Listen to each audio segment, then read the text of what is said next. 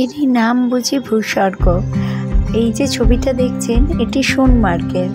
আমরা কাশ্মীর বেড়াতে গিয়ে যখন সোনমার্গে যাই, সোনমার্গ থেকে একটি গাড়ি ভাড়া করে রওনা দিই জজিলা পাসের উদ্দেশ্যে। আমরা যেহেতু মে মাসে গিয়েছিলাম, তাই তখন জজিলা পাসের রাস্তা খুলে দেওয়া হয়েছিল। আর কি অপরূপ সৌন্দর্য, মন মুগ্ধ করে দিয়েছে আমাদের সকলে। মনে হচ্ছিল আমরা যেন দেবভূমিতে বিচরণ করছি। আপনারা যদি যান, সোনমার্গ থেকে গাড়ি ভাড়া পাওয়া যায়। জনপ্রতি 300 টাকা করে আমরা ভাড়া নিয়েছিলাম, কিন্তু আগেই কথাবার্তা বলে নেবেন, পরে না হলে ঝামেলা হবে না। এক পাশে উঁচু পাহাড়, আরেকদিকে গভীর খাদ, এর মধ্যে দিয়ে আমাদের গাড়ি ছুটে চলেছে।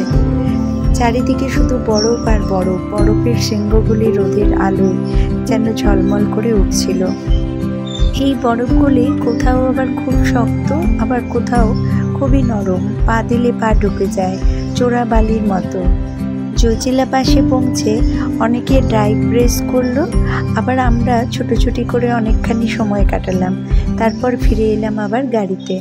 দেখুন কি সুন্দর ভূমিরূপ, বিভিন্ন রকমের পর্বত শৃঙ্গগুলি যেন আমাদের নীরব আহ্বান জানাচ্ছে। এই রাস্তার একটি সমস্যা হলো, একটি গাড়ি যদি দাঁড়িয়ে পড়ে তাহলে পরপর সব গাড়ি দাঁড়িয়ে পড়বে। এখানে কোনো ওভারটেকের নিয়ম নেই। আমাদের ড্রাইভারটি ছিল খুব ভালো, ভীষণ ভালো করে ঘুরেছিলাম আমরা। যদি এই ভিডিওটি আপনাদের ভালো লাগে তাহলে একটি লাইক করে দিন, আর আমাদের এই চ্যানেলটিকে সাবস্ক্রাইব করে রাখুন এরকম নানা রকম ভিডিও পাওয়ার জন্য। এটি প্রধান পথ সোনমার্গ থেকে লাদাখ পর্যন্ত খাবার, জরুরি জিনিসপত্র পৌঁছানোর জন্য।